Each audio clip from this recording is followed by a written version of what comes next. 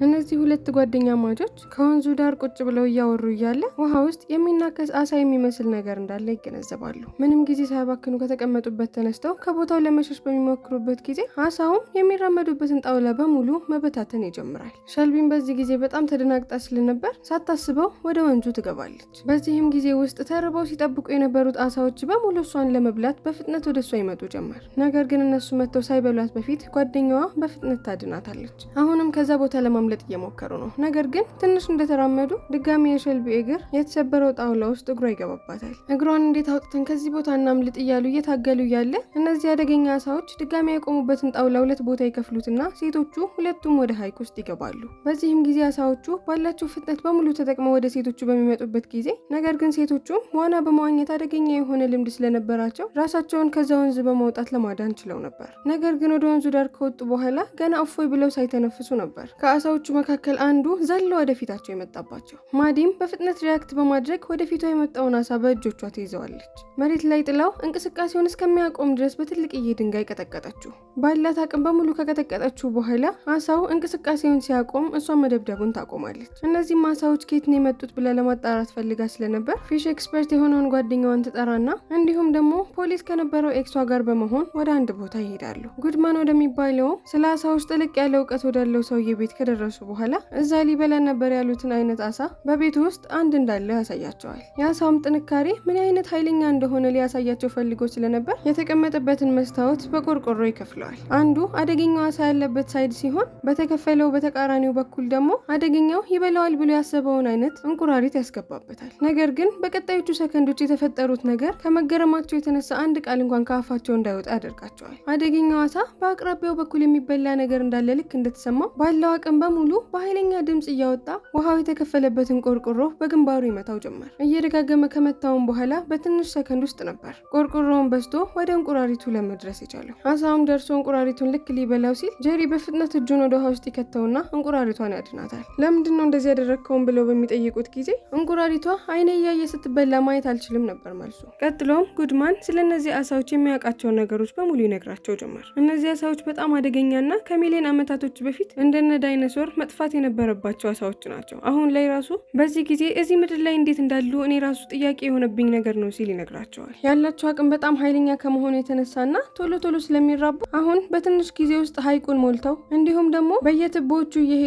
ሰዎች የሚዋኙበት ቦታ እንዲሁም ደግሞ በየሽንት ቤቶቹ እየገቡ ህዝቡን የመጨረስ አቅማቸው በጣም ከፍተኛ ስለሆነ በቃ አለቀልን ብሎ ስጋቱን ይገልጽላቸዋል።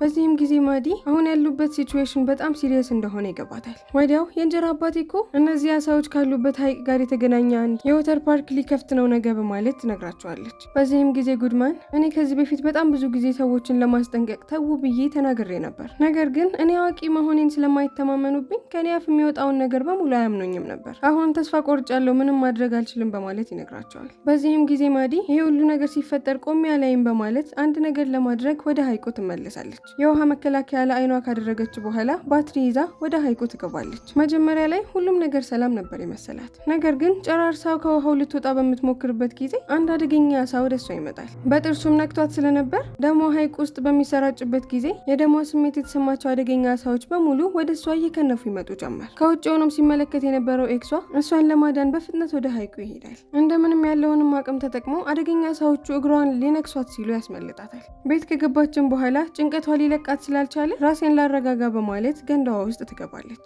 ገንዳዋ ውስጥ አይኗን ጨፍና እያለ ከውሃ ማውጫ ውስጥ ትንንሽ የሆኑ አደገኛ አሳዎች እየገቡ እንደሆነ አላወቀችም ነበር። ከእንቅልፏ ትነቃለች። አሁን የተፈጠረ የመሰላት ነገር ህልም እንደሆነ ብታቅም ነገር ግን አንድ ነገር ካላደረግኩኝ ይሄ ትክክለኛ ህይወታችን ላይ ሊፈጠር የሚችል ነገር ነው ብላ ስላሰበች ወደ ወተር ፓርኩ በመሄድ እንዳይከፈት ልትነግራቸው ለመሞከር ትወስናለች። ካላስቸገርኳችሁ ቪዲዮን እዚች ጋር አቁማችሁ ይህንን ቪዲዮ ከየቱ ናችሁ እንደምትከታተሉ ኮሜንት ላይ ብታስቀምጡልኝ ደስ ይለኛል። በቀጣይ ቀን ወደ ወተር ፓርኩ በምትሄድበት ጊዜ ቱሪስቶች እንዲሁም ደግሞ የዛ ሀገር ሰዎች ፓርክ ውስጥ በጠዋት ነበር የተሰበሰቡት። ማዲም ቻትን ታገኘውና ስለተፈጠረው ነገር በሙሉ ታስረዳዋለች። ያለችውን ነገር ቢሰማም ነገር ግን ግድ አልሰጠውም ነበር። ምክንያቱም ይህንን ፓርክ ለመክፈት በጣም ብዙ ገንዘቦችን አውጥቻለሁ፣ አንቺ የምትይውን ነገር ደግሞ ሰምቼ ድጋሚ ዛሬ ከዘጋሁት በፍጹም ተጨማሪ ገንዘቦችን ማጣት አልፈልግም በማለት ውሳኔውን ይነግራታል። ማስጠንቀቂያዋንም ችላ በማለት የወተር ፓምፑን ኦን ያደርገዋል። ነገር ግን የውሃውን ፓምፕ በሚከፍትበት ጊዜ በጣት ለመቁጠር በጣም የሚያስቸግር መጠን ያላቸው አደገኛ አሳዎች ወደ ገንዳው ለጉድ እየተላለፉ እንደሆነ ዋናቸውም አላወቁም ነበር። አንዱም አሳ ታዲያ ፊልተሩን ይሰብረውና ወደ ገንዳው ይገባል። ወዲያው አንድ ልጅ እናት ወደ ተቀመጠችበት ቦታ ይሄድና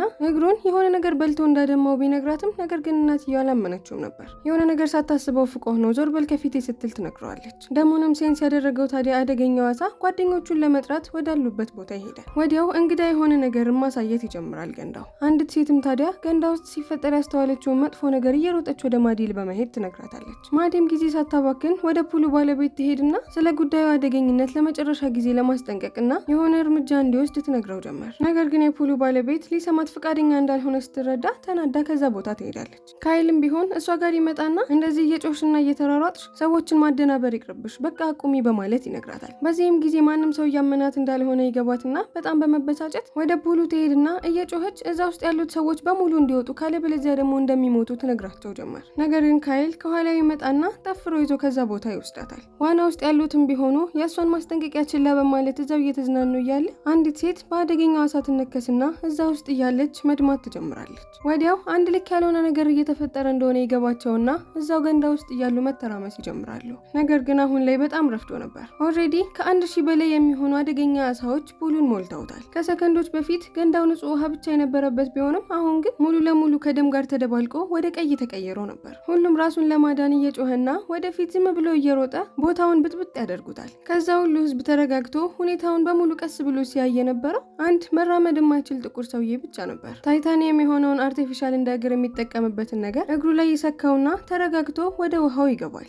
አደገኛዎቹም አሳዎች ሊነክሱት በሚሞክሩበት ጊዜ በጣም ጠንካራ ብረት ስለነበር ምንም ነገር ሊያደርሱበት አልቻሉም። ከእግሩም ጋር ተሰክቶለት የነበረውን ሽጉጥ ያነሳና እያንዳንዱ ላይ መተኮስ ይጀምራል። ቱሪስቶቹ እንዳይጎዱ እንዲሁም ደግሞ የሰዎች ነፍስ እንዳይጠፋ ቢሞክርም ነገር ግን ውስጥ የነበሩት አደገኞች አሳዎች በጣም ብዙ ነበሩና ለብቻው ተፋልሞ ሊጨርሳቸው አልቻለም ነበር። የፑሉም ባለቤት ከላይ ሆኖ የሚፈጠረውን ነገር ማመን አቅቶት ይመለከታል። ማዲና ጄሪም እዛው በጭንቀት ላይ ያሉ ይሄንን ነገር እንዴት ማስቆም እንችላለን እያሉ ይወያያሉ። በአሳዎቹ ተነክሰው የሚሞቱ ሰዎች ለመቀነስ የገንዳውን ውሃ ሙሉ ለሙሉ መምጠጥ አለብን በማለት ያስቡና እኔ ዋና ውስጥ ገብቼ የቻልኩትን ሰዎች ለማውጣት ሞክራለሁ፣ አንተ ደግሞ ውሃው እንዲሄድ የሚያደርገውን ነገር ትከፍታለህ በማለት ታስጠነቅቀውና ዘላ ወደ ውሃ ውስጥ ትገባለች። ጄሪም በፍጥነት መንገድ ላይ ያገኘውን ጓደኛውን ይዞ ይሄድና የፑሉን ውሃ ኮንትሮል ማድረጊያ ቦታው ጋር በመድረስ ከፑሉ ውሃው ሙሉ ለሙሉ እንዲሄድ የሚያደርገውን ነገር ይከፍቱታል። ገንዳውም ውሃውን ወደ ታች መልቀቅ ይጀምራል። ውሃውን በሚመጠጥበት ጊዜ ውሃው ወደ ስር እየጎተታት እንዲሁም ደግሞ እያሰመጣት ይመጣል። እንደምንም ብላ ካርልን ከሩቅ አግኝታ እጁን ለመያዝ ብትሞክርም ነገር ግን እሷን ለመርዳት መሞከሩን ያቆማል። ይህንንም ያደረገበት ምክንያት ቻድ አፍህን ከያዝክና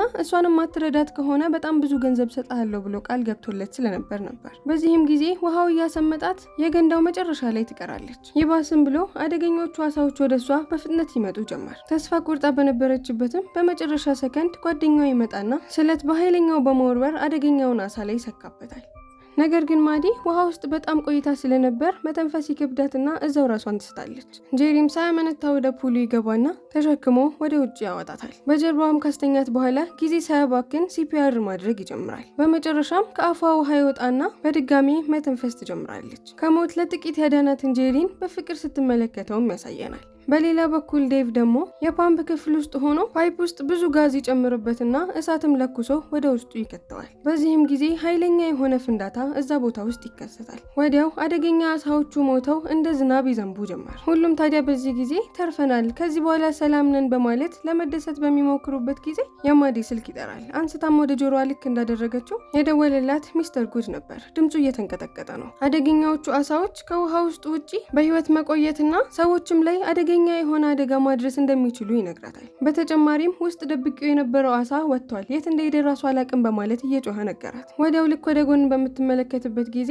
አንድ አደገኛ አሳ ያለ ውሃ ሆኖ እየተንቀሳቀሰ ትመለከተዋለች። መጀመሪያም ላይ እግሬን ተነከስኩኝ ብሎ ለእናቱ ያሳያት ልጅ ካሜራ ይዞ ፎቶ ለማንሳት ወደ አደገኛው አሳ በሚጠጋበት ጊዜ አሳውም ዘሎ ከመቅጽበት የልጁን አንገት ከሰውነቱ ይለየዋል። የልጁ ደም በየቦታው ይረጫጭ ጀመር። ፊልሙም ደሙ እናትየው ላይ እየተረጫጨ እያሳየን ያበቃል። ቪዲዮ ከተመቻችሁ ሰብስክራይብ፣ ያልተመቻችሁ ነገር ካለ ደግሞ ኮሜንት ላይ አስቀምጡልኝ።